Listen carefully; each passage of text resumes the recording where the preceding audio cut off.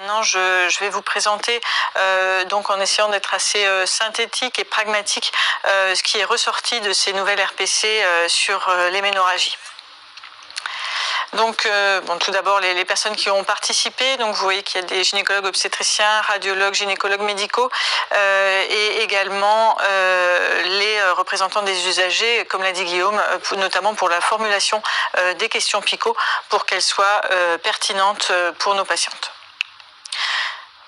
Donc un premier point, mais on détaillera plus les recommandations d'un point de vue thérapeutique. Il y a quand même eu tout un travail sur la prise en charge diagnostique d'héménorragie chez la femme adulte dans ce travail de RPC. Et donc j'ai essayé de résumer ici dans cette slide les points importants. L'évaluation, le diagnostic, il est bien sûr clinique, avec l'utilisation du score PIBAC optionnel. L'examen complémentaire, notamment chez la femme adulte, ce soir on va traiter de ce cas-là. Il y a dans les recommandations, on parle de l'adolescente, mais ce soir on va se concentrer sur la femme adulte. Donc en première intention, c'est une échographie pelvienne par un échographiste référent. Ensuite, la place de l'IRM, eh bien, ce sera dans le cas où des fibromes auront été diagnostiqués à l'échographie et si une cartographie des myomes est nécessaire pour une prise en charge, notamment interventionnelle, radiologique ou chirurgicale. Elle a également sa place, l'IRM, s'il y a un doute sur une adénomiose qui n'est pas forcément évidente à diagnostiquer à l'échographie. Enfin, la biopsie endométriale, elle aura sa place, bien sûr, si l'épaisseur de l'endomètre est supérieure à 12 mm et s'il y a la présence de facteurs de risque. On reviendra sur les facteurs de risque avec la présentation d'Hortense par la suite. En ce qui concerne donc les prises en charge thérapeutiques, on va dérouler ça en fonction des différentes étiologies possibles de ces ménorragies. Alors on va commencer ici par l'hyperplasie endométriale non atypique. Le diagnostic est réalisé devant des ménorragies avec une échographie qui montre un épaississement endométrial en première partie de cycle. C'est à ce moment-là que c'est la bonne période pour faire l'échographie. Suite à ça, eh bien, on réalisera une hystérosonographie ou une hystéroscopie diagnostique pour pouvoir éliminer un polype ou une autre cause. Et si on confirme que c'est l'endomètre qui est épaissi, on pourra donc parler d'hyperplasie endométriale avec un examen anatomopathologique qui confirmera qu'il n'y a pas d'atypie. Et donc, si on est devant cette hyperplasie endométriale sans atypie, la question ensuite à se poser chez cette patiente qui présente des ménorragies, c'est son souhait de conserver des possibilités de procréation et son souhait de conserver son utérus. Donc vous le voyez là dans les prises en charge thérapeutiques, il y a trois éléments à prendre en compte. Le souhait de la patiente, c'est clairement formulé dans les questions PICO. La population était définie aussi selon le souhait de la patiente, les traitements disponibles et le niveau de recommandation et la qualité de preuve. Donc en faisant la synthèse de tout ça, on essaie de trouver le traitement le plus adapté. Si la patiente souhaite conserver ses possibilités de procréation, on pourra lui proposer un dispositif intra-utérin au lévonorgestrel à 52 mg. On a dans la littérature une qualité de preuve basse, mais c'est une recommandation forte. Chez des patientes qui ne souhaiteraient pas conserver leur possibilité de procréation, on pourra proposer également le DU au lévonorgestrel ou l'endométrectomie, avec pour l'endométrectomie une qualité de preuve basse et un niveau de recommandation faible. La question de la conservation utérine n'était pas adressée dans les questions PICO concernant l'hyperplasie endométriale non atypique. C'est pour ça que je l'ai mis ici en italique, mais le traitement pourra être l'hystérectomie. On va passer aux ménorragies idiopathiques. Donc, dans le cas de ménorragie idiopathique, l'échographie qui a été réalisée est strictement normale. et on ne retrouve pas d'anomalie du bilan de coagulation. On est alors avec à peu près les mêmes traitements disponibles qu'avec l'hyperplasie endométriale non atypique, avec, si la patiente souhaite conserver ses possibilités de progression, la possibilité de prescrire un DU au lévonorgestrel à 52 mg avec une qualité de preuve modérée, et c'est une recommandation forte. On peut aussi utiliser, s'il y a un désir de grossesse immédiat, des antifibrinolytiques, et là avec une qualité de preuve basse et un niveau de recommandation faible. C'est notamment à partir de la revue Cochrane publiée par Bofill Rodriguez en 2020 que l'on a pu formuler ces recommandations. Avec ici, vous le voyez, des résultats et des études et une méta-analyse qui est en faveur du DU au lévonorgestrel par rapport aux autres traitements médicamenteux dans le cas de ménorrhagie. Vous voyez, c'est l'association de ces trois études qui amène à un risque relatif significatif en faveur du DU au lévonorgestrel. Si la patiente ne souhaite pas conserver ses possibilités de procréation, on a alors une autre possibilité qui s'ajoute, c'est l'endométrectomie. Donc on va pouvoir discuter et voir avec elle entre un DU au lévonorgestrel et l'endométrectomie, sachant que l'endométrectomie, on va le voir après dans les études, permettait de diminuer le risque d'hystérectomie secondaire au-delà de 42 ans. Le niveau de recommandation était faible pour l'endométrectomie avec qualité de preuve modérée, et pour le DU, qualité de preuve modérée et niveau de recommandation forte. On le voit ici dans cette revue, dans cette méta-analyse, les deux traitements étaient donc DU au lévonorgestrel ou endométrectomie étaient quasiment équivalents à 1 an, à 2 ans et un tout petit peu en faveur du DU à 5 ans par rapport à la satisfaction des patientes vis-à-vis de leur traitement. Par contre, si on fait cette analyse en séparant les patientes plus jeunes que 42 ans et les patientes qui ont plus de 42 ans, eh bien c'est le DU au lévonorgestrel qui diminue le risque d'hystérectomie secondaire avant 42 ans, alors que c'est l'endométrectomie qui va diminuer ce risque après 42 ans. Donc c'est une information à prendre en compte quand on discute avec la patiente sur les différentes options thérapeutiques dans le cas où la patiente ne souhaite pas conserver ses possibilités de procréation. Marion, merci beaucoup. Les premières questions commencent à arriver sur le chat. Oui. Du coup, une question des auditeurs, c'est finalement les macroprogestatifs semblent pas avoir été abordés. Tu en as parlé via la Cochrane, bien évidemment. Est-ce que tu peux nous dire un petit peu de la place qui reste un petit peu du coup à ces macroprogestatifs dans les ménorrhagies idiopathiques que tu viens de présenter? Oui, alors leur place elle est limitée puisque finalement dans les études qu'on a pu avoir, mais Hortense l'expliquera aussi, on avait des macroprogestatifs qui finalement ne sont pas disponibles en France, mais peut-être que Hortense peut compléter ma réponse. Effectivement, dans CRPC, il a été évoqué quand même les macroprogestatifs, oui. Mais les études qui ont été prises en compte sont faites essentiellement aux États-Unis avec l'acétate de norétindrone, qui n'est pas disponible en France en molécule unique. Et donc, c'est pas transposable avec les macroprogestatifs qu'on utilise habituellement, que sont l'acétate de chlormadinone ou bien même la colprone, la surgestone, etc. Donc, il n'y avait pas il n'y a pas eu de positionnement par rapport à ces macroprogestatifs. Il n'y a pas d'études qui nous permettent de pouvoir donner une réponse fiable quant à leur utilité. Et puis deuxièmement, il faut rappeler aussi qu'ils ont une AMM bien spécifique dans leur utilisation en France et que l'AMM n'est pas pour toutes les ménorrhagies. Effectivement, il y a les ménorrhagies fonctionnelles et puis la prise en charge des ménorrhagies liées au fibrome. Merci. Non, il n'y a pas d'autres questions pour l'instant. C'est parfait.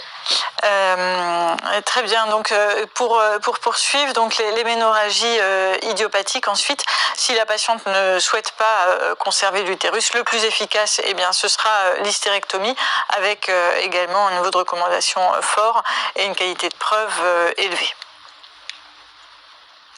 On va passer maintenant à un autre type d'étiologie, des ménorragies. Ce sont les myomes.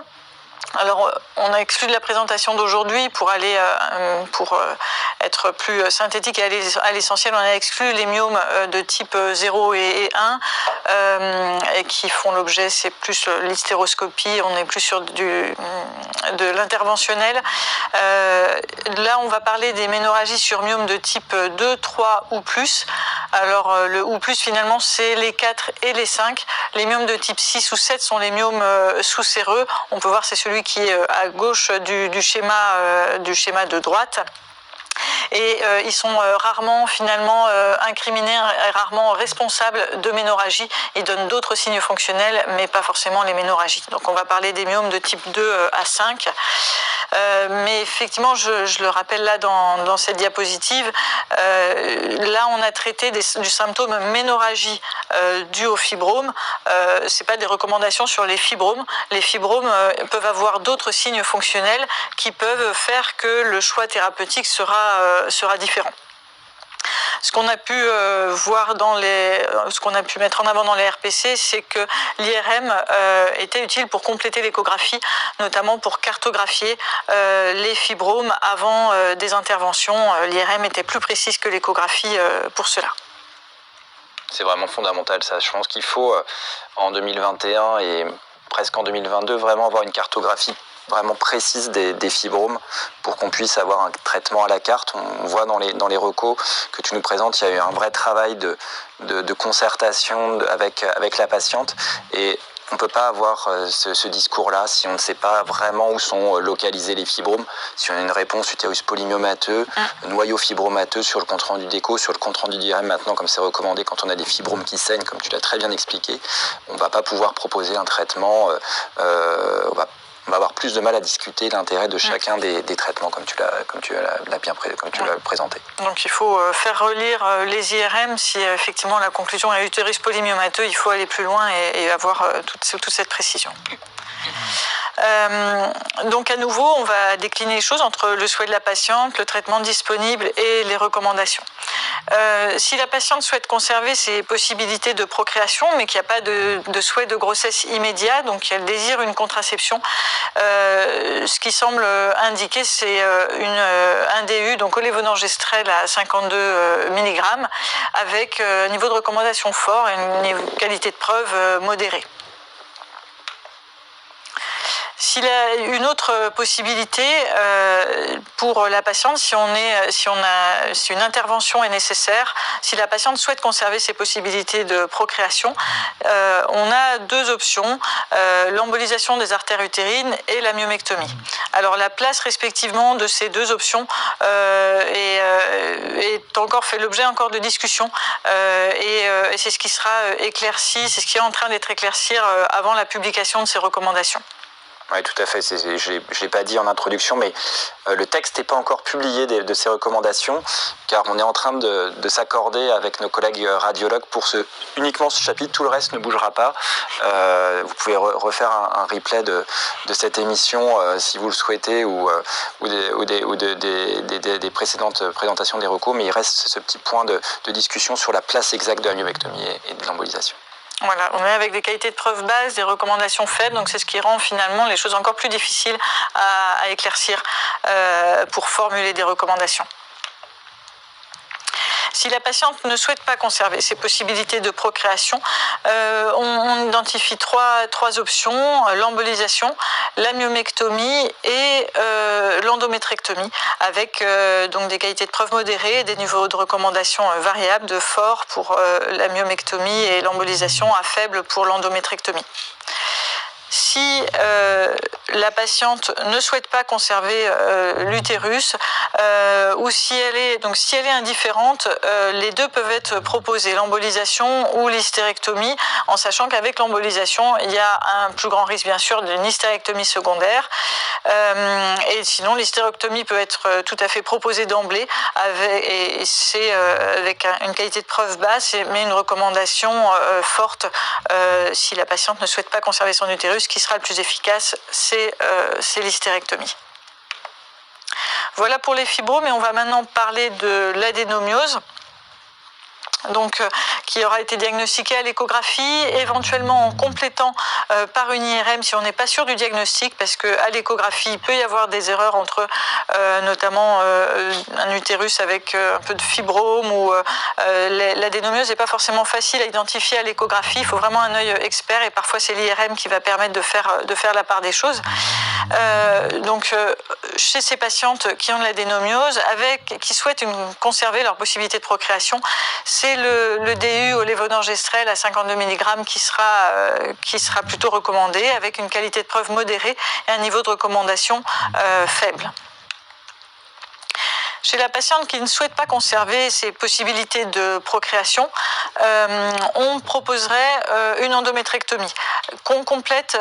Donc l'endométrectomie, c'est une recommandation forte avec une qualité de preuve basse, et des études montrent l'intérêt d'associer la mise en place d'un DU au lévonorgestrel à cette endométrectomie, et c'est une recommandation faible avec une qualité de preuve basse, mais qui a pu être retrouvée dans des études. Quand tu parles d'endométrectomie, Marion, tu parles finalement de l'endométrectomie de première génération, c'est-à-dire la résection à l'anse classique, ou finalement également des deuxième génération type NovaSure, Thermal Choice, micro-ondes Alors, dans ces recommandations, il faut s'appuyer donc sur la littérature, et dans la littérature, les techniques d'endométrectomie étaient plutôt de première génération. On a moins d'études, le niveau de preuve est moins fort pour les endométrectomies de deuxième génération. Mais par extension, disons on a mis endométrectomie, on a mis le terme générique, voilà, en disant c'est première génération, et probablement ça peut s'étendre aux deuxième génération. Pour les patientes qui ne souhaitent pas conserver l'utérus, eh bien, on proposera l'hystérectomie donc c'est une recommandation forte avec une qualité de preuve élevée. C'est ce qui sera le plus efficace pour soulager la patiente. Voilà, donc on a fait le tour des différentes étiologies d'héménorragie. Et donc, les choses, je dirais, à retenir, c'est que le choix du traitement, vous l'avez vu, et les recommandations ont été conçues comme ça, elles dépendent du choix de la patiente. Donc, on est vraiment à l'écoute de la période de la vie dans laquelle elle est, et de son choix par rapport à son traitement. Ça dépend des traitements disponibles et du niveau de preuve en regard. Le traitement médical hormonal, eh bien, c'est principalement le DU au lévonorgestrel qui apparaît dans ces recommandations. C'est le seul qui a montré une efficacité, et donc les autres traitements médicaux hormonaux ont une place très limitée, dont Hortense a parlé et dont elle va reparler ensuite dans sa présentation. Il faudra suivre la place d'autres traitements interventionnels, l'embolisation, donc on en a un petit peu parlé, mais aussi la myolyse par des techniques diffus ou de radiofréquence qui commencent à apparaître et qui vont faire l'objet d'études pour bien définir leur place dans cette stratégie thérapeutique. Voilà, j'en ai terminé. Merci. Merci Marion. Il y a pas mal de questions du coup. Je remercie les auditeurs de leur intérêt. Du coup, finalement, Marion, pour simplifier ce que tu as fait là, pour résumer,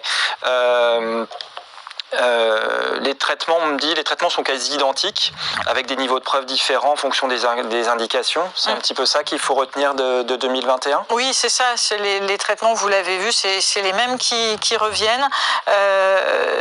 Et c'est par contre le niveau de preuve en regard dans chaque indication est variable parce qu'en fonction des études qu'on avait de disponibles pour formuler ces recommandations, c'est bien dans l'esprit de cette nouvelle méthodologie.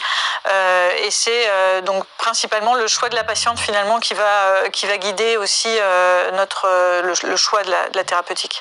Donc on peut voir, en résumé, ce que tu as dit, voilà, la place du DU au névrogéstrel pour les ménorragies. Ce qui est nouveau, c'est quand même pour les auditeurs chirurgiens, c'est quand même le positionnement quand même les positionnements dans l'embolisation par rapport à la myomectomie.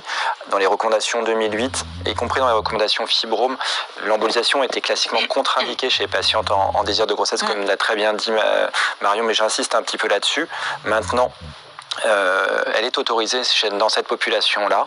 Le message, en revanche, que je veux faire passer, c'est attention aux synéchies post-opératoire, que ce soit avec l'embolisation, avec la myomectomie. Il faut traquer ces synéchies, faire une hystéroscopie pour vraiment préserver la fertilité des patientes, préserver l'utérus, quelle que soit la stratégie, qu'il y ait effraction ou pas de la cavité. Ça, c'est important. Et puis, tu l'as dit, on va suivre avec intérêt l'IFU, la radiofréquence qui émerge, comment ils vont se positionner par rapport à l'embolisation. On a balayé tout à l'heure avec Hortense la question des macroprogestatifs et tu y reviendras un peu après, donc on détaillera pas avec notamment l'alerte ANSM et qui chamboule tout et finalement ces recours qui vont bien dans le sens du vent, je trouve. Une question peut-être plus pour toi, Hortense, finalement, comment expliquer les ménorragies fonctionnelles ? Tu vas l'expliquer peut-être un petit peu plus tard dans ton topo. Alors je vais l'expliquer d'un point de vue hormonal. Effectivement, on peut avoir des choses qui vont expliquer, notamment l'hyperoestrogénie, qui explique qu'il y a une grande pourvoyeuse de ménorragie fonctionnelle. J'y reviendrai effectivement spécifiquement chez la femme obèse aussi, parce que l'obésité est un pourvoyeur d'hyperoestrogénie. Je pense que ça sera à peu près superposable. Exactement. Voilà. On me pose également la question de quelles sont les différentes options chirurgicales à envisager en fonction des profils de patientes. Marion. Alors, par profil, qu'est-ce qui est... je ne sais pas ce qui était entendu. Peut-être, on va voir en tout cas la femme obèse tout de suite juste après. Est-ce que le profil c'était finalement en fonction des indications? Peut-être que tu peux le rappeler sur l'adénomiose. Finalement, l'autre auditeur disait finalement ça se ressemble un petit peu. C'était tout à fait vrai, mais voilà, ce qui est peut-être important, c'est rappeler la place peut-être de la chirurgie. Oui. En cas de fibrome, de polype sous-muqueux également, il faut sortir l'hystéroscope et resséquer. Éventuellement en plus avec une endométrectomie dans le cas de polype pour éviter le risque de récidive chez les patientes qui n'ont plus de désir de grossesse. Sur les recommandations, c'est effectivement la résection hystéroscopique associée à une endométrectomie. Ça, c'est un message important. Moi j'avais travaillé sur la chirurgie prophylactique et c'est vrai que ça diminue aussi le risque de cancer de l'endomètre, probablement d'associer l'endométrectomie. Donc c'est vrai que c'est un message important finalement quand on fait une hystéroscopie pour un fibrome, pour un polype, probablement d'y associer une endométrectomie pour augmenter le taux d'aménorrhée qui est quand même finalement l'objectif. Sur l'adénomiose, tu l'as bien expliqué, là une endométrectomie et l'intérêt éventuellement peut-être de rajouter le stérilet. Le stérilet, voilà, de l'associer pour aussi éviter le risque d'une hystérectomie secondaire finalement. Pour éviter la récidive. C'est peut-être la voie d'abord, peut-être qui pouvait aussi être discutée dans la prise en charge chirurgicale pour la myomectomie. Donc il faut préférer une voie d'abord mini-invasive. On a maintenant de la celluloscopie robot-assistée qui a permis d'élargir un petit peu les indications d'approche mini-invasive. On peut aller un petit peu plus loin, prendre en charge des fibromes un peu plus gros que ce qu'on faisait en celluloscopie simple. simple et être notamment plus précis avec, on pense, moins d'effraction de la cavité et moins de lésions en étant en robot assisté, même si les études sont encore à mener sur ce sujet-là. C'est une des pistes pour améliorer au niveau le pronostic chirurgical de ces prises en charge. On pose la question sur la place de la contraception après la réalisation d'une endométrectomie. Est-ce qu'il faut prescrire une contraception après une endométrectomie? C'est pas facile. Oui, c'est une question pas facile. Je ne sais pas si on a la réponse, je ne pense pas qu'on ait la réponse clairement dans la littérature sur ce qu'il faut faire. La question n'a pas été adressée dans les questions PICO, dans ces RPC. À mon sens, au-delà de 45-46 ans, quand la fertilité est bien diminuée, on peut probablement surseoir à une contraception. Il me semble qu'avant 45 ans, il faut quand même réfléchir à une contraception. Alors le seuil de 45 est complètement arbitraire, hein, c'est à discuter, mais voilà, il faut tenir compte de la patiente. C'est pas une contraception d'avoir fait l'endométrectomie, c'est pas une stérilisation, ça n'empêche pas complètement la grossesse, donc il faut rester prudent, notamment quand on réalise ce geste chez des patientes un peu jeunes. Ouais, surtout s'il persiste des saignements. Je trouve que l'endométrectomie n'a pas été parfaite.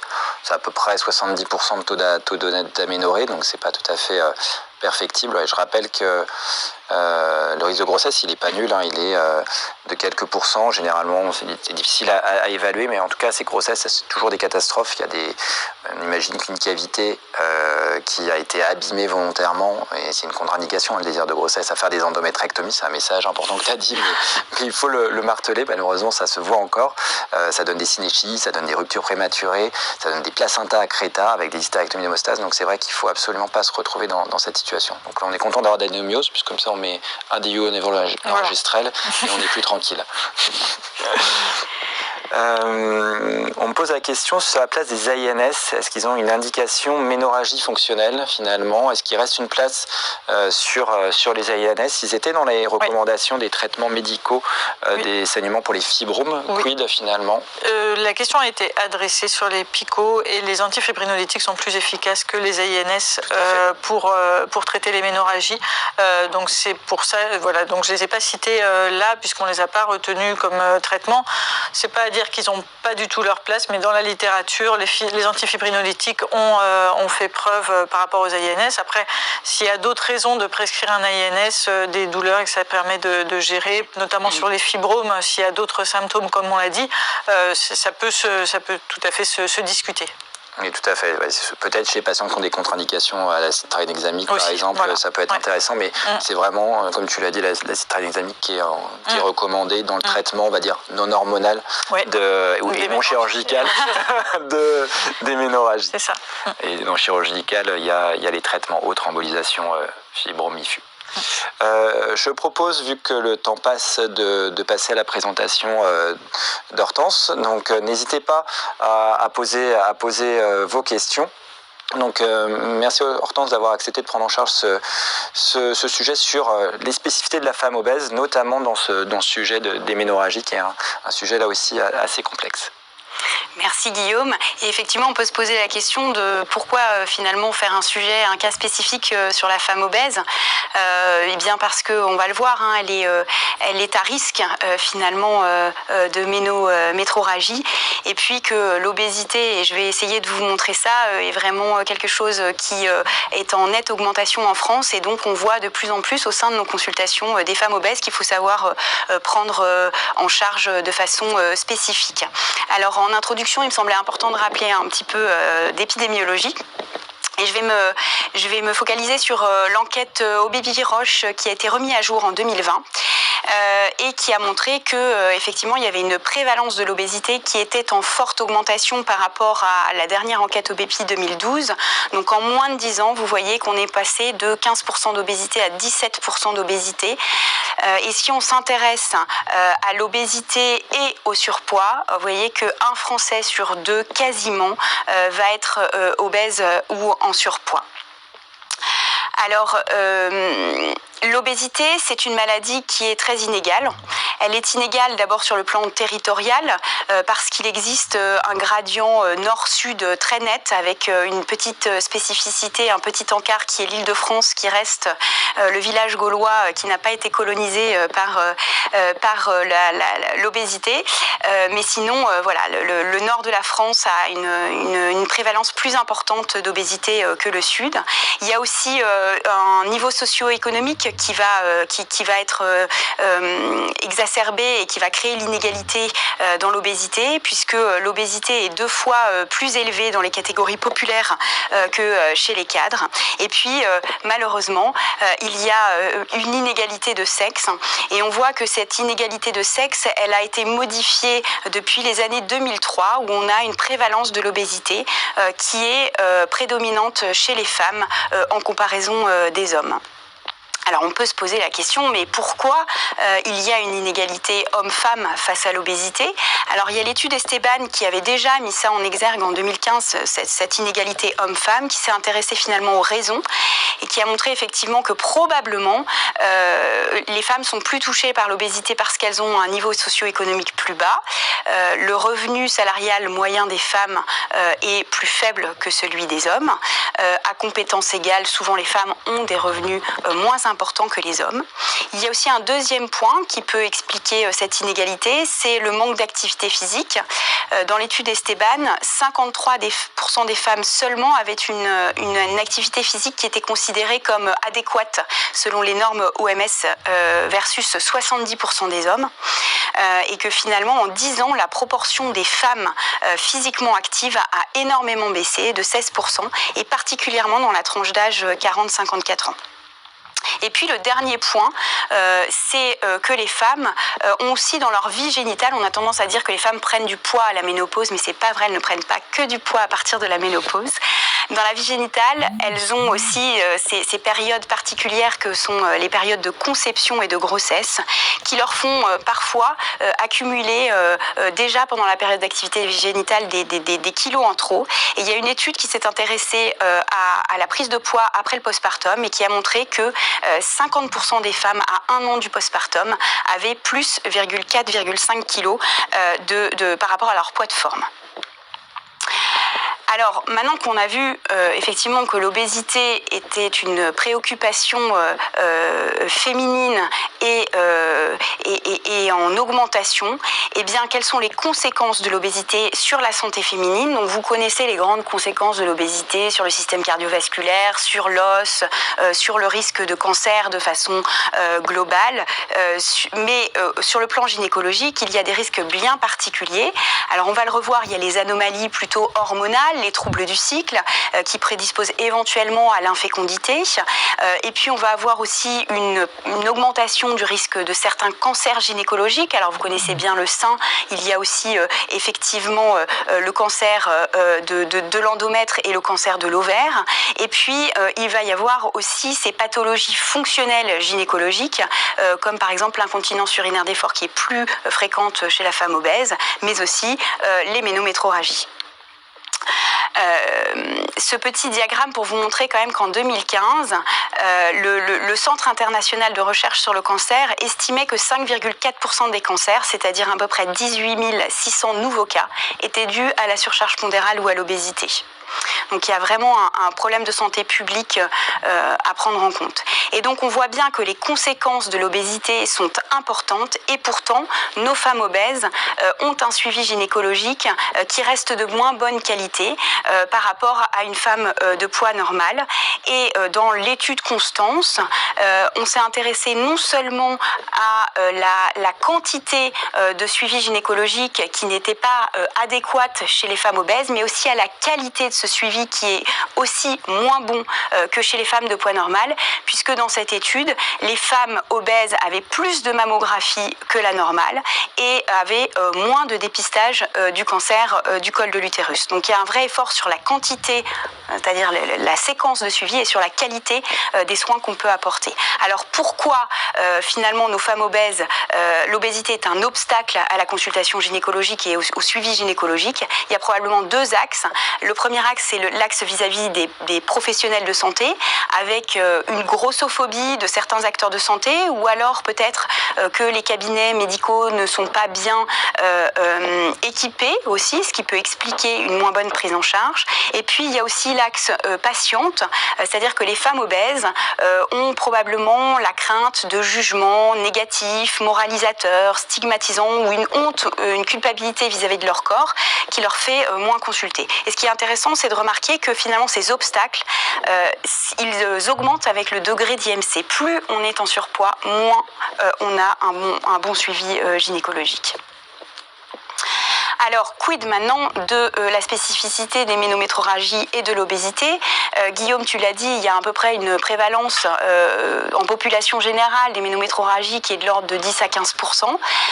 Est-ce qu'on a des données chez la femme obèse? Alors, on n'a pas beaucoup de données, mais on a quand même 2 études modestes qui se sont intéressées à cette prévalence. Donc, il y a une série sur des adolescentes qui consultaient avant chirurgie bariatrique et qui ont déclaré la prévalence qui ressort de cette étude, c'est que 25% d'entre elles avaient des ménométrorragies. La deuxième étude, c'est un questionnaire qui a été fait chez 100 Chinoises qui consultaient en gynécologie, visant à étudier le lien entre l'IMC et les irrégularités menstruelles. Et dans cette étude, on montre qu'une femme obèse a 2 fois plus de risques finalement d'avoir des ménométrorragies qu'une femme de poids normal. Donc il y a une prévalence qui est probablement augmentée. Alors, est-ce que la prise en charge diffère de la prise en charge globale d'une patiente qui ne serait pas obèse? Alors, il y a des traits communs, comme ce qui ressort de la présentation de Marion, c'est-à-dire qu'on va avoir une prise en charge qui va être guidée par finalement l'étiologie. Et alors, il y a 2 spécificités dont on peut s'intéresser chez la femme obèse, et on va le revoir sur le plan physiopathologique, c'est-à-dire qu'elles sont prédisposées à avoir plus de ménorragie fonctionnelle et plus de ménorragie liées à de l'hyperplasie endométriale, qu'elle soit typique ou atypique, et éventuellement elles ont un risque accru de cancer de l'endomètre. La prise en charge sera guidée aussi par le désir ou non de conservation des possibilités de procréation. Et enfin, la spécificité qu'il faut retenir de la prise en charge chez la femme obèse, c'est vraiment que l'utilisation des thérapeutiques, qu'elles soient médicamenteuses ou chirurgicales, elles vont être guidées par la balance bénéfice-risque de l'utilisation de ces traitements et qu'il faudra réévaluer à chaque fois. Et je fais une petite aparté juste pour rappeler que les femmes obèses ont une sexualité identique aux femmes non obèses et qu'il ne faut pas croire qu'elles n'ont pas de rapport sexuel, et que donc par contre elles sont moins bien suivies, donc elles ont un risque augmenté de ne pas avoir de contraception quand elles sont en période de procréation, et que tout saignement anormal chez une femme obèse qui en période d'activité génitale qui ne prendrait pas de contraception, on doit vraiment éliminer le risque de grossesse. Donc, pour répondre un petit peu à la question de notre auditeur tout à l'heure, finalement, est-ce que tu vas pouvoir nous expliquer un petit peu plus le fonctionnement du cycle, notamment en t'appuyant sur ce que tu as commencé à évoquer sur les femmes obèses? Pourquoi finalement ces femmes obèses font-elles plus de troubles du cycle que les autres? Alors effectivement, il y a l'axe des troubles du cycle. En fait, il y a probablement 2 origines à ces troubles du cycle. Donc il faut imaginer qu'il y a une origine centrale, c'est-à-dire que tout à chacun, on sécrète une hormone qui s'appelle la leptine, qui est sécrétée dans divers organes, dans l'estomac notamment, c'est l'hormone de la satiété, et c'est l'hormone qui va régulariser aussi les réserves de graisse. Et cette hormone, elle est aussi sécrétée par le tissu graisseux. Et elle va avoir une action sur l'axe hypothalamo-hypophysaire et ovarien qui va être variable selon finalement sa dose. Quand elle est libérée à faible dose, elle va activer la sécrétion de FSH et de LH, alors que quand elle est relarguée à très forte dose, elle va avoir un effet inhibiteur sur la pulsatilité de la GnRH au niveau de l'hypothalamus, et donc il va avoir une répercussion sur la sécrétion de la FSH, de la LH et des œstrogènes. Et ce qui explique en fait ces troubles et cette anomalie de la pulsatilité de la GnRH, que chez les femmes obèses on retrouve de façon plus fréquente une avance pubertaire et des ménages précoces, et qu'elles auront plus dans leur vie de troubles ovulatoires, des anovulations, avec des troubles du cycle qui vont du coup générer l'anovulation, qui vont générer des cycles qui ne vont pas aboutir. Et donc, de façon concomitante, et je vais parler de l'origine périphérique, il y aura une hyperoestrogénie qui s'installe. Et donc, on imagine que sur un endomètre qui va être inondé d'œstrogène et qui va grossir, s'il n'y a pas de phase proliférative et de saignement, eh bien, ces cycles anovulatoires vont donner des spanioménorrhées. Et quand les femmes vont saigner, elles saigneront plus fort. Et de façon concomitante, il était quand même important de rappeler aussi que ces anovulations extrêmement fréquentes chez les femmes obèses, elles expliquent aussi une partie de l'infécondité qu'on peut retrouver chez celles-ci, puisqu'elles ont un risque relatif finalement multiplié par 3 d'avoir une infertilité par anovulation. Alors j'ai parlé un petit peu de l'origine périphérique, qui est la deuxième raison de ces troubles du cycle. Donc on a une hyperoestrogénie relative qui est aussi liée finalement à un processus qui se fait dans la graisse, c'est-à-dire que vous avez une enzyme qui s'appelle l'aromatase dans la graisse, qui permet donc l'aromatisation des androgènes sécrétés en œstrogènes. Et donc on a une conversion périphérique qui est augmentée, et donc on a une hyperoestrogénie qui va se créer. De façon concomitante, chez les femmes obèses, il y a un hyperinsulinisme qu'on retrouve extrêmement fréquemment, qui va augmenter finalement ces taux sanguins d'androgènes libres et d'œstrogènes par la diminution de la SHBG. Et donc, vous voyez que tout ça forme un espèce de cercle vicieux, puisque l'hyperinsulinisme crée aussi une hyperandrogénie, et donc sécrète encore plus d'androgènes qui sont aromatisés dans la graisse périphérique, qui sécrètent encore plus d'œstrogènes. Donc on arrive à un espèce de cercle périphérique qui crée ce climat hyperœstrogénique qui est extrêmement favorable aux règles abondantes. Alors, effectivement, je l'ai dit, du coup, la femme obèse est plus susceptible de pathologie endométriale, du fait de cette hyperoestrogénie relative et de cette anovulation. Donc il y a un déséquilibre entre la balance œstrogène progestative sur l'endomètre qui crée cette hypertrophie endométriale et qui va nous amener à l'hyperplasie endométriale. Et ensuite, on sait qu'il existe effectivement un continuum lésionnel entre cet endomètre prolifératif, cette hyperplasie sans atypie, cette hyperplasie avec atypie et éventuellement l'adénocarcinome endométrioïde, qui est donc le cancer le plus fréquent de l'utérus, qui est hormonalement, qui a des récepteurs hormonaux positifs, qui est lié à l'hypoœstrogénie. Et si on s'intéresse aux facteurs de risque de ce cancer de l'endomètre, vous voyez que l'obésité fait partie des grandes origines endogènes de ce cancer. Alors, pour illustrer tout ça, il fallait quand même vous montrer cette belle méta-analyse de 30 études prospectives sur la corrélation entre l'IMC et le cancer de l'endomètre. Donc, il y a 6 millions de participantes, 22 000 cas de cancer, et vous voyez bien que tout IMC confondu au-delà de 25, il y a un risque relatif de cancer chez la femme en surpoids ou obèse qui est multiplié par 1,5 et que ce risque, il est clairement corrélé, et on voit sur cette courbe, au degré d'IMC, puisque plus vous augmentez votre poids, plus le risque de cancer augmente de façon exponentielle. Et en fait, de cette méta-analyse, on peut tirer les conclusions que 40% des cancers de l'endomètre seraient directement attribuables à l'obésité et que les femmes souffrant d'obésité de classe 3 ont un risque 7 fois plus élevé de cancer de l'endomètre que celle de poids normal. Alors Marion en a parlé, mais du coup, je vais reparler de la prise en charge des ménométrorragies sur hyperplasie non atypique. Est-ce qu'elle est différente finalement chez les femmes obèses que non obèses? Donc pour rappeler que le risque de cancer dans ce cas-là, il est faible, de 1 à 3%. Et effectivement, on a différents arsenals thérapeutiques qui vont être guidés par le désir de la patiente, le souhait de conservation utérine ou de désir de procréation, avec une place largement marquée pour le système intra-utérin levonorgestrel d'un point de vue médicamenteux. Pour ce qui concerne l'hyperplasie endométriale avec atypie, les choses sont un petit peu différentes puisque le risque de cancer, il est plus prononcé, de l'ordre de 8 à 29%. Néanmoins, chez les femmes qui désirent conserver leur utérus et leur possibilité de procréation, ont été discutées l'utilisation des progestatifs et des agonistes de la GnRH, avec des taux de régression histologique qui sont quand même conséquents, de l'ordre de 66 à 80% des cas, mais un risque de récidive ou de progression qui est quand même pas négligeable, de 23 à 31% des cas. Ce qui pose évidemment le fait que si la femme ne souhaite pas conserver son utérus et a priori ne souhaite pas conserver ses possibilités de procréation, il est quand même assez logique de proposer dans ce cas-là un traitement chirurgical non conservateur. Pour ce qui est des progestatifs, donc je reviens un petit peu à ce que j'ai dit.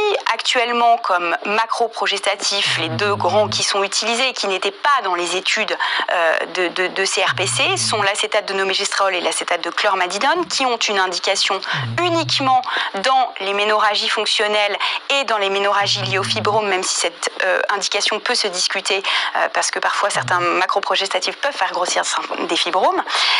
Mais en tout cas, il n'y a pas d'AMM dans le traitement de l'hyperplasie endométriale atypique, ni même sans atypie. Deuxièmement, et deuxième constatation aussi, maintenant vous savez que nous sommes soumis à la prescription de ces macroprogestatifs sur une feuille bien spécifique, avec une information patiente qui doit être signée avec, le médecin doit signer cette feuille, la patiente doit le signer et doit arriver avec à la pharmacie pour les traitements macroprogestatifs d'une durée d'utilisation de plus de 1 an. Et dernier point, l'ANSM, dans ses dernières recommandations 2021, a bien spécifié que l'acétate de nomégestérol et de chlormadidone devait être utilisé uniquement dans ces indications-là chez les femmes qui, en âge de procréer, après échec ou contre-indication des alternatives thérapeutiques. Voilà. Donc on a vraiment une restriction d'utilisation de ces macroprogestatifs qui doivent entrer aussi dans le cas dans le cadre de la prise en charge de ces ménométrorragies, que ce soit chez la femme obèse ou non. Du coup, mais tu vas peut-être en parler juste après, on me pose une question sur quid des alternatives finalement, compte tenu de tout ce que tu viens de raconter concernant les médicaments. Donc c'est ce que tu vas peut-être développer. Alors, juste là. Eh bien, ouais. Les médicaments, donc les alternatives, donc là je vais parler un petit peu chez la femme obèse, mais c'est comparable globalement, hein. On utilise les mêmes traitements qu'on soit dans le cadre de l'obésité ou dans le cadre de la femme de poids normal. Les traitements qu'on peut utiliser, si on se pose la question des contraceptions œstroprogestatives, il n'y a pas d'indication dans le traitement des ménométrorragies à l'utilisation des œstroprogestatifs. En revanche, on peut les utiliser en prévention d'éventuellement l'hyperplasie, hein, on le verra chez la femme obèse, on peut tout à fait utiliser de la contraception œstroprogestative qui les fait saigner une fois par mois de façon régulière et qui évite ce phénomène d'hyperplasie, d'hypertrophie endométriale et ce risque d'hyperplasie. Néanmoins, attention, là spécifiquement chez la femme obèse, les risques thromboemboliques liés, qu'ils soient artériels ou veineux, liés à l'utilisation de la COP ne doivent pas être pris à la légère. Pour les autres alternatives, évidemment, il y a une place très importante au système intra-utérin oléonorgestrel et on l'a vu dans ce qu'a dit Marion. Alors, pour le cas spécifique de la femme obèse, est-ce qu'il est efficace? Est-ce qu'il est aussi efficace? C'est la première question qu'on va se poser et je vais y répondre.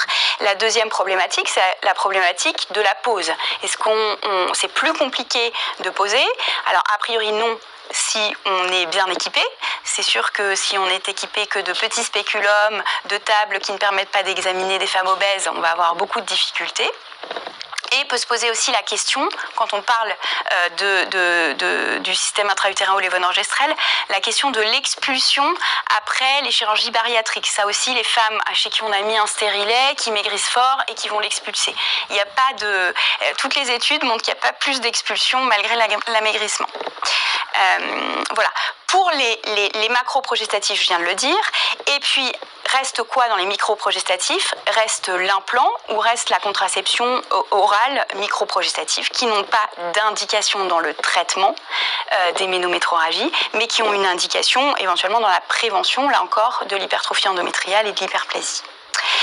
Et puis, Marion en a parlé, il y a quand même une place pour les antifibrinolytiques, voilà, chez les femmes qui désirent conserver leur possibilité de grossesse et qui souhaiteraient éventuellement une grossesse. Mais sinon, l'arsenal thérapeutique, il est quand même pas extensible, en tout cas dans la prise en charge de ces ménométrorragies. Et du coup, pour répondre à une question, vraie, fausse, bonne idée de finalement de switcher, on va dire, l'uténi-lutéran pour du Dienogest? Alors, effectivement, on a vu des nouvelles molécules apparaître, que ce soit effectivement le Dienogest, mais alors je vous rappelle que le Dienogest n'a l'AMM que dans la prise en charge de l'endométriose, et que c'est surtout sur le versant, les études, c'était vraiment sur le versant plutôt douleur liée à l'endométriose que sur le versant saignement. Donc voilà, je pense que pour l'instant, en tout cas, on n'a pas de données pour permettre d'en dire plus, et surtout ça n'a pas les mêmes dans cette indication. Entièrement d'accord avec toi. Voilà, après pourrait se poser aussi la question d'autres progestatifs, la drospirénone par exemple, mais c'est pareil, il n'y a pas de... On n'a pas de données. Contraception, prévention éventuelle de l'hyperœstrogénie comme tu l'as dit, mais pas pour le traitement des ménorragies. Exactement. J'ai bien écouté. Hein. Ouais, super. Donc voilà, pour ce qui est de la partie chirurgicale, voilà, il faudra aussi mettre en balance évidemment l'efficacité des traitements chirurgicaux, qu'ils soient conservateurs ou non conservateurs, versus leurs risques, et je vais en reparler. Alors, pour répondre à la question, est-ce que le système intra-utérin au lévonorgestrel est efficace dans le traitement des ménorragies de la femme obèse? On a une étude qui va nous permettre de répondre à cette question, qui est une étude observationnelle prospective, qui a été réalisée sur un petit effectif de 20 femmes, mais avec un IMC supérieur à 30 qui avaient des ménorragies. Elles ont été évaluées avec 2 questionnaires, et vous voyez qu'on a une belle réduction des ménorragies à 6 mois et à 12 mois. Donc oui, il est efficace dans le traitement des ménorragies, y compris chez la femme obèse. Pour ce qui est des traitements chirurgicaux, est-ce que l'ablation endométriale est aussi efficace chez la femme obèse que non obèse? On a des données sur les techniques de première génération qui nous montrent effectivement qu'on a des taux d'efficacité, des taux d'aménorrhée ou des taux d'échec identiques chez la femme obèse que chez la femme de poids normal, avec des effets secondaires qui semblent tout à fait identiques et une satisfaction qui est élevée dans ce cas particulier de femme. Pour les techniques de deuxième génération, on n'a pas de données chez la femme obèse comme on n'en a pas beaucoup chez la femme de poids normal.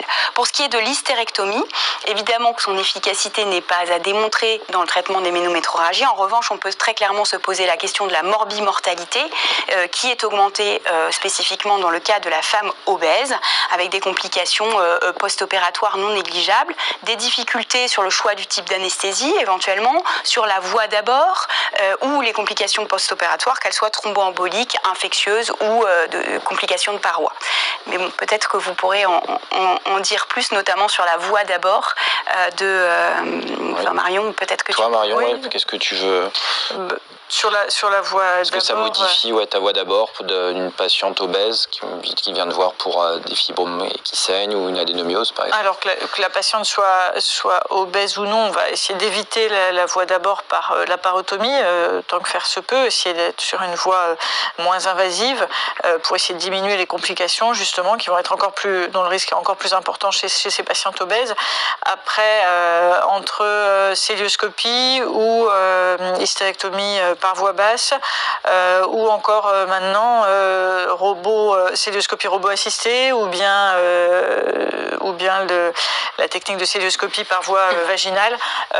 Tout ça sont des options qui, il me semble que le choix va dépendre un petit peu de l'expertise du chirurgien sur telle ou telle méthode, et puis de la patiente. Est-ce qu'elle a, si c'est une patiente nullipare, la voie d'abord par voie vaginale va peut-être être moins simple. Chez une patiente, voilà, ça va être assez variable. Je suis assez d'accord avec toi. En tout cas, se dire, d'une part, c'est plus risqué, mais de se dire, ça va être plus facile de faire par la paro parce qu'elle est obèse. Je pense que c'est une vraie fausse bonne idée, parce que d'aller chercher, aller suturer le vagin par la parotomie, ce n'est pas facile non plus. Donc voilà, c'est vraiment une mauvaise idée, et je suis d'accord avec toi. Il faut rester un petit peu sur les indications, et peut-être que le V-Note, comme tu l'as dit, peut avoir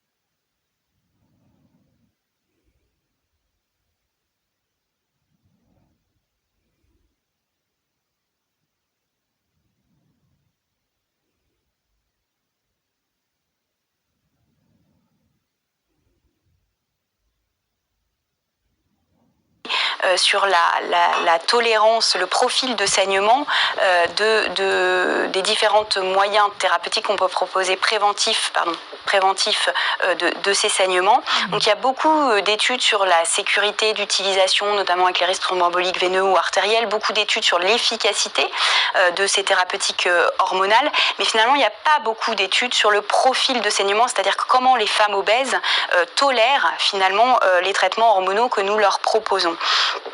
Et c'est bien simple, sur la contraception œstroprogestative, je n'ai retrouvé aucune étude là-dessus. En revanche, j'ai retrouvé une étude de pharmacocinétique qui va peut-être un petit peu nous éclairer. Sur le système intra-utérin, on a 2 études qui sont pas tout à fait concordantes. Et sur l'implant sous-cutané, j'ai une étude. Évidemment, les pilules microprogestatives, elles sont très peu utilisées aux États-Unis, donc on n'a pas beaucoup de données. Et les macroprogestatifs, il y a, comme je l'ai dit, pas d'études chez la femme obèse. Alors, obésité et profil de saignement sous contraception œstroprogestative, donc cette étude de pharmacocinétique, où on a regardé finalement l'épaisseur moyenne de l'endomètre qui était mesurée et qui semblait similaire chez les patientes obèses versus non obèses. Donc on pourrait extrapoler qu'étant donné que l'épaisseur endométriale est la même sous contraception œstroprogestative, le profil de saignement serait le même. Mais ça manque de données plus probantes là-dessus. Pour ce qui est de la tolérance cyclique du système intra-utérin au lévonorgestrel, on a une étude observationnelle transversale chez 415 femmes qui montre des taux d'aménorrhée moins importants et surtout moins rapides chez les femmes obèses, avec un taux de satisfaction qui était corrélé à la réduction des saignements et qui donc était un petit peu moins bon chez les patientes d'IMC plus élevées. Mais on a une étude qui est à mon sens un petit peu plus solide sur le plan méthodologique, et c'est cette étude prospective multicentrique chez 1700 femmes qui avaient un système intra-utérin au lévonorgestrel, et on a évalué les saignements par questionnaire quotidien les 2 premières années, il faut quand même le faire, et tous les 3 mois jusqu'à 3 ans. Et donc sur les taux d'aménorrhée, il n'y a pas de différence statistiquement significative chez les femmes obèses versus non obèses. Et pour les saignements fréquents ou prolongés, qui sont ceux que les femmes n'aiment pas évidemment sous ce type de contraception, il n'y avait pas de différence statistiquement significative là encore. Enfin, pour l'implant contraceptif, on a cette étude prospective observationnelle italienne chez 92 femmes qui étaient réparties en 2 groupes. Un groupe de profil de saignement dit favorable, c'est-à-dire quand elles étaient en aménorrhée ou qu'elles saignaient régulièrement, et un groupe de saignement défavorable. Eh bien, on remarque que dans le groupe de saignement favorable, c'était plutôt les femmes qui avaient tendance à avoir un IMC plus élevé, même si on le remarque dans cette étude-là, l'IMC n'atteint pas 30 et donc pas le degré d'obésité, mais en tout cas, voilà, il y avait un profil de saignement qui semblait plus favorable chez les femmes qui avaient un poids plus élevé. On voit, avant que tu fasses la synthèse, finalement, une question. Tu as bien parlé du profil de saignement. Quid de la prise de poids, finalement, sous traitement, sous progestatif, finalement, puisque c'est aussi une question. On a vu qu'il ne fallait pas doubler les doses de macroprogestatifs, plus les utiliser, ou mettre 2 DIU, comme on a pu voir par le passé, mettre plusieurs implants chez les patientes obèses, ou raccourcir finalement la durée d'utilisation de ces choses-là. Je vais revenir ça sur l'efficacité contraceptive, c'est une question qu'on a beaucoup. Effectivement, est-ce que on s'est beaucoup intéressé à la contraception orale et à l'efficacité chez les patientes obèses. Donc toutes les données sont concordantes sur le fait que c'est autant efficace que chez les patientes non obèses, même si on pourrait dire qu'il y a un hypermétabolisme chez l'obèse, qu'il y a une augmentation des enzymes hépatiques, etc., qui pourrait modifier finalement l'efficacité de la contraception. Mais il n'y a pas il n'y a pas besoin de mettre 2 comprimés, non, c'est autant efficace à 1 comprimé, ça c'est quand même hyper important. La seule contre-indication chez la femme obèse, c'est le patch au-delà de 90 kg. Là, il y a une diminution de l'efficacité, mais sinon, pour l'ensemble de l'arsenal contraceptif, c'est autant efficace et sur une durée autant longue. Il y a eu aussi la question de la durée de l'implant sous-cutané, qui a été bien revisitée dans les dernières RPC contraception, et il n'y a pas de raison de modifier la fréquence de changement de l'implant chez la patiente obèse. Et sur la perte de poids, et alors sur la perte de poids, donc il n'y a pas de données, en tout cas spécifiques chez la femme obèse. En revanche, ce qu'on a, c'est des données en population générale, où il y a une très grande étude qui a été faite avec des femmes qui participaient enfin qui avaient différents types de contraception, qui étaient donc les femmes sous implant, les femmes sous DIU au cuivre, les femmes sous SIU, les femmes sous contraception orale hormonale, qu'elle soit progestative ou micro-progestative, et elles devaient répondre à un questionnaire sur leur prise de poids sous traitement, et on a étudié la prise de poids, la perte de poids ou le poids stable.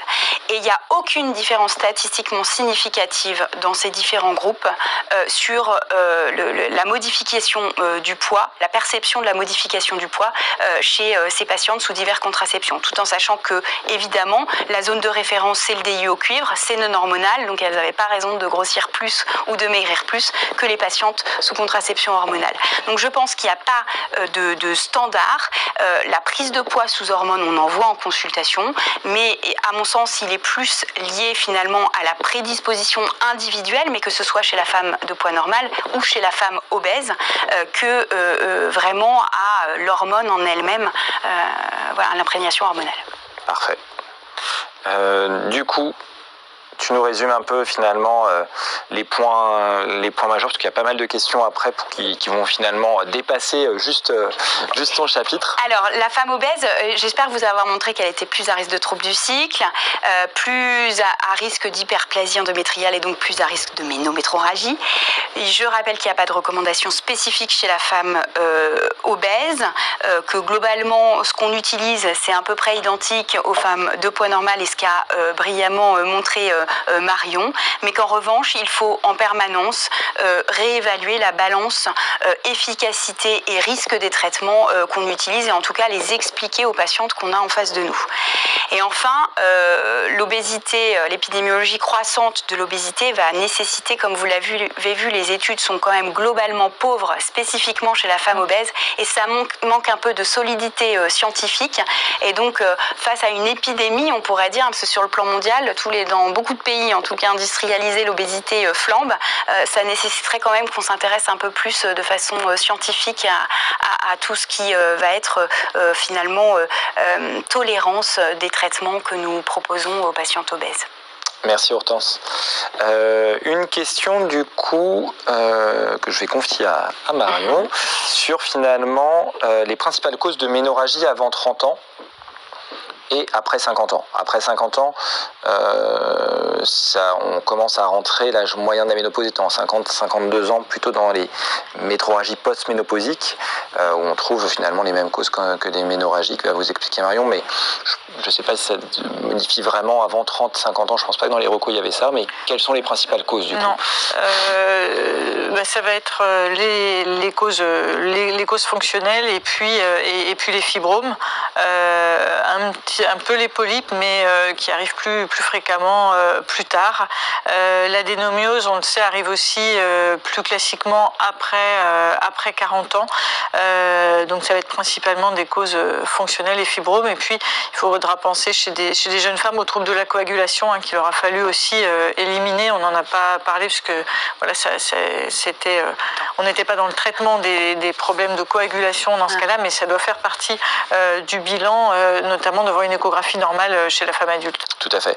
Et peut-être la place de la biopsie d'endomètre, peut-être le rappeler à partir de quel âge, on va dire, devant des ménorragies idiopathiques ou supposées fonctionnelles, on va dire, tu préconises la réalisation d'une biopsie d'endomètre. Ça, je pense que c'est un message important. Alors, c'est difficile de donner un seuil parce que c'est forcément un continuum.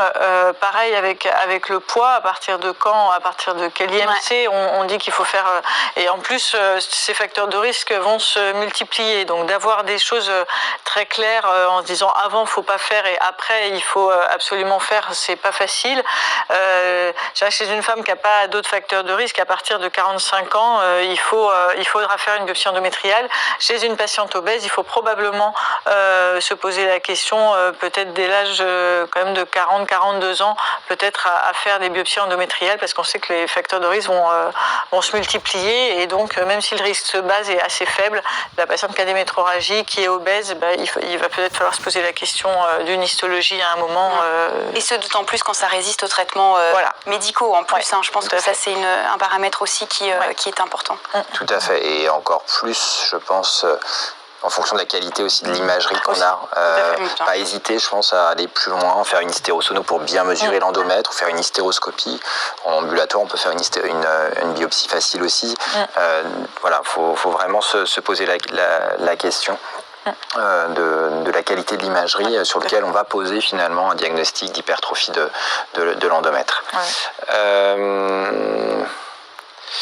Alors, si on donne la pilule à une jeune femme de 14 ans, une jeune fille de 14 ans pour traiter des hémorragies fonctionnelles, cela va-t-il stopper la croissance ?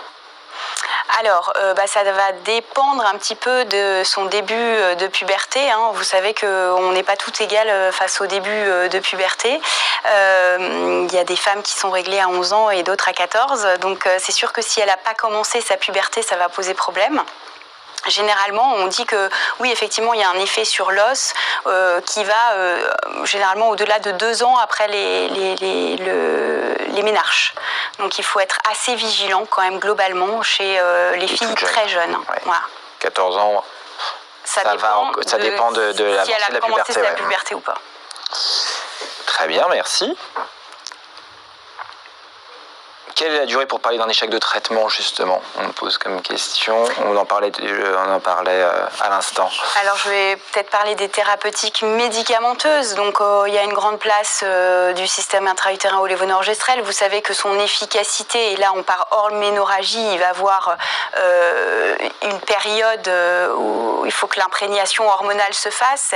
Et si on calque ça à la période normale où on remarque, on essaye de voir quel profil de saignement vont avoir les patientes sous traitement par système intra-utérin au lévonorgestrel, généralement on dit qu'il faut attendre 3 mois pour avoir un profil de saignement qui se détache. Je pense qu'on peut tout à fait commencer à vraiment se poser des questions si ça saigne autant au bout de 3 mois, voire peut-être attendre un peu jusqu'à 6 mois, mais bon, pas tellement plus s'il n'y a pas d'efficacité.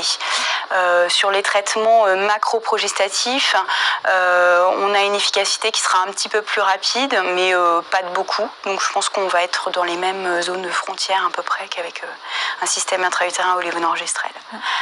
Après, pour les antifibrinolytiques, généralement ça va assez vite. C'est même un traitement d'appoint. Donc pour le coup, là, il doit y avoir une efficacité qui est assez rapide. Sinon, ça n'a pas tellement d'intérêt de l'utiliser au long cours. Tout à fait. Une question plus sur les recos, Marion, du coup, plus médicamenteuse, médicale, sur quel bilan faire pour une jeune fille qui a des ménométrorragies et quelle prise en charge, et on me pose également la question sur quelle prise en charge de ménométrorragie de la jeune femme ayant un trouble de l'hémostase héréditaire établi. Donc peut-être un petit rappel sur le bilan, la prise en charge, même si... Tu es gynécologue obstétricienne, chirurgienne, je suis pas hémostasienne. Oui, alors là, le bilan de coagulation va être important chez la jeune fille. Dans le bilan, il me semble qu'on l'a mis même en première intention et l'échographie après. Donc c'est vraiment le bilan de coagulation en première ligne, un bilan de coagulation standard associé à une recherche de mutation du facteur 5. Donc pour la jeune fille. Et s'il y a un problème de ces niveaux-là, c'est plutôt effectivement au médecin hémostasien qu'elle va être adressée, plus ou moins une contraception ou des traitements de ce type-là. Ouais, dans les recommandations, je crois que tu me corriges Marion, il recommande même chez l'adolescente de rechercher une maladie Villebrandt assez facilement, notamment si bien évidemment il y a des signes évocateurs, une gingivorragie, brossage ou des bleus faciles. Voilà, c'est vrai que ça a été mis en exergue dans ces recos, ce qui est moindre finalement chez la femme plus adulte. Mais voilà, pas hésiter à le rechercher, à l'adresser. Après, la prise en charge, elle dépend vraiment de la pathologie.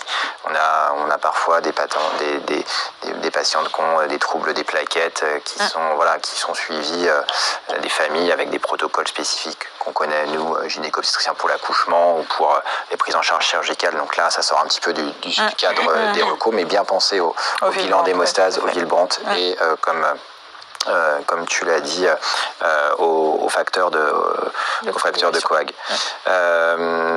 Finalement, qu'est-ce qui nous reste? Tu as répondu un petit peu à la question, Hortense, mais qu'est-ce qui nous reste comme macroprogestatif à disposition? Est-ce qu'on peut switcher pour de la colprone? Et une autre question sur le risque d'augmentation de l'incidence des méningiomes, réduit considérablement les options thérapeutiques. Qu'est-ce que tu recommandes? Alors effectivement, dans la classe des macroprogestatifs, il y a la colprone, la surgestone et la progestérone naturelle. Donc déjà, comme pour l'acétate de chlormadinone, il n'y a pas de données, en tout cas dans le traitement des ménométroragies. Donc ni d'AMM dans cette indication-là, je le rappelle. En revanche, de façon assez pragmatique, on sait que pour la surgestone ou la progestérone naturelle, on va avoir un effet antigonadotrope, donc un freinage de l'axe hypothalamo-hypophysaire et ovarien qui va être un petit peu moins fort. Il y a une espèce d'augmentation du freinage selon ces différents types de progestatifs. Et donc on peut imaginer que oui, on pourrait tout à fait essayer de switcher, si on désire, parce qu'on est en impasse thérapeutique quand même, utiliser cette petite restriction avec les progestatifs, enfin utiliser ces molécules, mais plus vous allez aller vers la progestérone naturelle, moins vous allez être antigonadotrope et donc potentiellement moins il va y avoir d'effet de votre molécule. Ça c'est la première des constatations. Et puis surgestone et colprone n'ont pas non plus l'AMM dans le traitement des ménorragies. Tout à fait. À partir de quelle taille tu conseilles finalement, Marion, de resséquer un polype endo-utérin?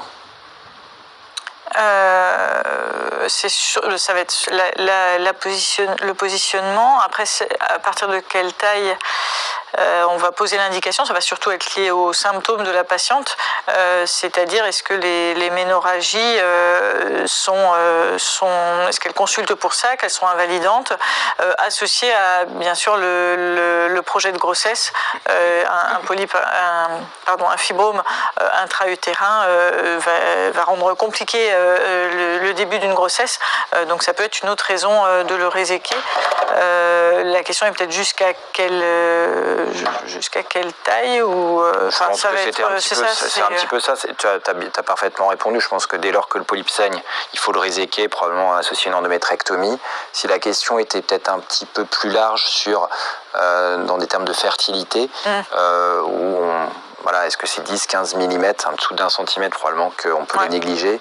On sort complètement du contexte des ménométroragies. Dès lors qu'il est symptomatique, on va y aller. Ça, c'est pas un problème qui se pose. Si c'est une hypertrophie endométriale plutôt qu'un polype, c'est pas très grave. Finalement, ça va pas changer grand-chose.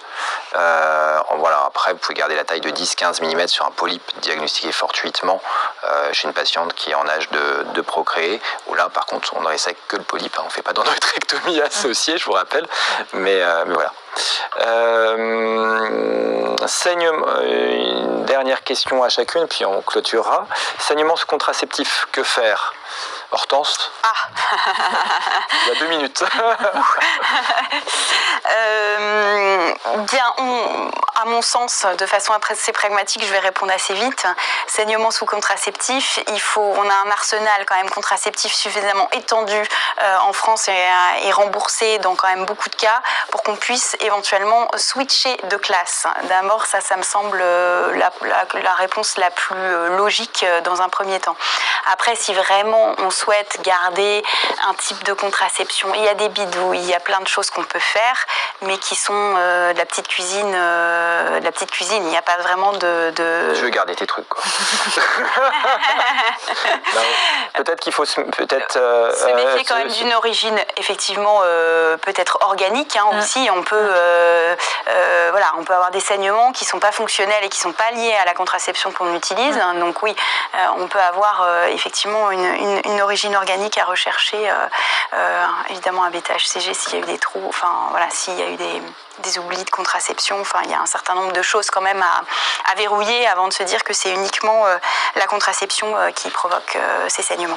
Ouais. Et puis être patient peut-être au départ de la mise en route de la contraception. On sait qu'il y a beaucoup de spotting sous pas mal de contraception.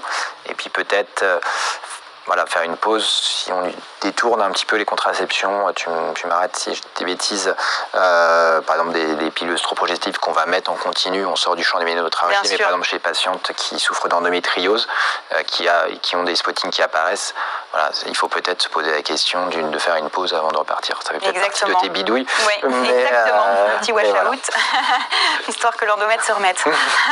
Et du coup, comment finalement, Marion, on affirme une origine organique de ménométrorragie? C'est pas toujours évident pour un de nos internautes, donc finalement comment c'est l'outil principal, ça va être l'échographie qui va permettre de montrer cette origine organique. Donc comme on l'a dit dans les recommandations, si possible réalisé par un référent, quelqu'un qui a l'habitude de la pathologie gynécologique. Alors ça peut être radiologue ou gynécologue échographiste, mais quelqu'un qui a l'habitude de l'échographie pelvienne, de l'échographie endovaginale et de l'analyse de l'utérus. C'est principalement ça, et aussi éventuellement à compléter par les méthodes, disons, complémentaires, hystérosonographie ou hystéroscopie diagnostique. Ça, c'est un petit peu en fonction des écoles, je dirais, et des habitudes, presque en fonction des régions de ces habitudes-là, mais pour compléter l'échographie initiale simple. Ouais, je suis entièrement d'accord. Nous, à Angers, on a la chance, on fait les deux, hystérosono, hystéroscopie. Donc c'est vrai que c'est un choix de riche, mais voilà, il faut pas, on va pas hiérarchiser dans les ménométrorragies. L'important, c'est de faire le diagnostic, d'éliminer quelque chose, comme tu l'as très bien dit, d'hypertrophie, qui peut être potentiellement délétère avec les hyperplasies atypiques. On ne parle plus de simple complexe, vous l'avez très bien expliqué dans vos topos, c'est beaucoup plus clair, typique et atypique, qu'il va falloir prendre en charge. Et puis, finalement, ce que ressort de ta présentation aussi, c'est que à partir du moment où on n'a pas un polype, un fibrome, finalement, si on se pose la question, est-ce que c'est de l'adénomiose, qui n'est pas toujours évident de voir à l'échographie, ou des ménorragies fonctionnelles ou idiopathiques finalement, parce qu'on n'a pas de cause, on n'a pas d'hypertrophie, c'est pas très grave finalement, puisque le traitement est à peu près identique. Et je pense que c'est un message important qu'il faut faire passer. Donc on a vu sur le bilan étiologique avec le bilan chez l'adolescente, avec traquer les troubles de coagulopathie, la place, on va dire, des macroprogestifs dont on a beaucoup parlé, qui est finalement, on peut pas mettre complètement aux oubliettes, mais un petit peu à part dans la fenêtre de l'hyperplasie atypique chez la femme obèse et non obèse, avec notamment penser à inclure dans Préfère de Martin Koskas pour suivre ses patientes, et puis la place du olévonorgestrel qui a vraiment une place prépondérante. On a toujours parlé du 52 mg, on n'a pas le temps pour parler. Je vois les questions qui arrivent sur les DU moins dosés, ça sera pour une autre émission. Et puis la place de l'imagerie, comme tu l'as bien souligné, Marion, et la place des futures nouvelles technologies pour ce qu'on veut tous finalement offrir le plus grand choix à nos patientes, aux femmes, les guider pour le mieux dans leur prise en charge. Donc merci Hortense, merci Marion pour la qualité de vos topos, merci à vous.